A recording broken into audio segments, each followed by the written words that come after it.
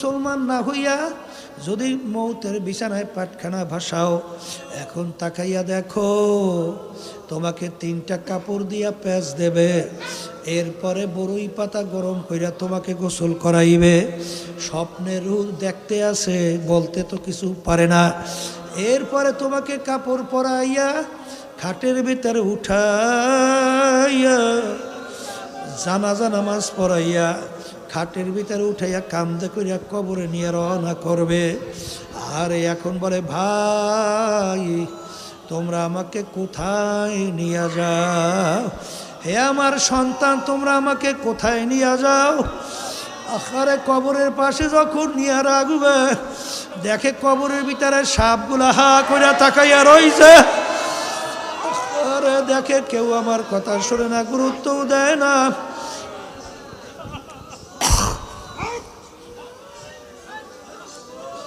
কবরের ভিতরে 2 জন লাফ দিয়ে নাইমে যাবে। এরপর ওকে ধরাধরি কইরা কবরের ভিতরে যখন নামাবে, আরে শেষ ব্যক্তি দোয়া করে যখন উঠবে, তখন আল্লাহু আকবার নাফরমানের রূহ খপ করে তার পা জড়াইয়া ধরবে। ভাই তোমার পা ধরছি, আমাকে একা রাইখা যাইও না। আল্লাহু আল্লাহ। কেউ তার কান্না শোনেও না, মায়াও লাগে না। এরপরে দেখতে আসে বাঁশের ছাউনি শুরু হয়ে গেল। এইবার বরফের পর বরফ দেওয়া শুরু হয়ে গেল। এরপরে মাটির পর মাটি।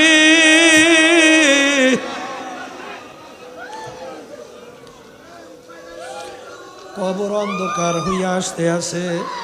এখন তাকে কোনো উপায় পায় না, কেউ তো আমার কথা শুনল না। এখন দিক বিদিক হারাইয়া এখন আল্লাহকে ডাকে, আল্লাহ আল্লাহ আল্লাহ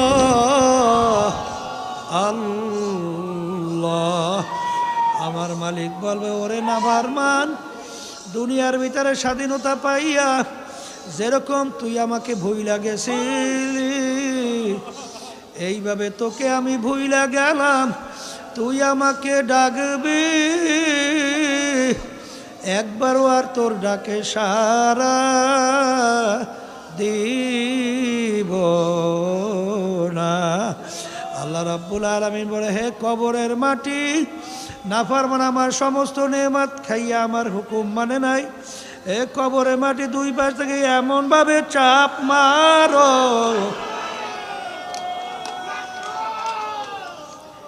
এক পাজরে হাত দিয়ে অন্য পাজরে মিশাইয়া দাও। আমার কাছে কোনো খাতির হবে না। এই জন্য আমার বাজানদেরকে বলবো, এই মাহফিলে যখন মালিক নিয়ে আসছেন, দিন কিন্তু পরিপূর্ণ। দিনের ভিতরে আমার মালিক পুরা ঢুইকে তারপর মরার জন্য বলছেন।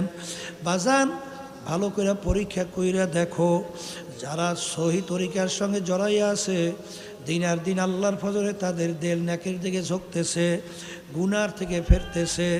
আমি বাজানদেরকে বলবো, দলাদলি বুঝি টুঝি না বাজান, আমাদের উদ্দেশ্য হইল ইমানকে মজবুত করা, নেক আমল কইরা আমার মালিকের হুকুম মাইনা নবীর তরিকা অনুযায়ী চইলা তারপর কবরে রওনা করা লাগবে।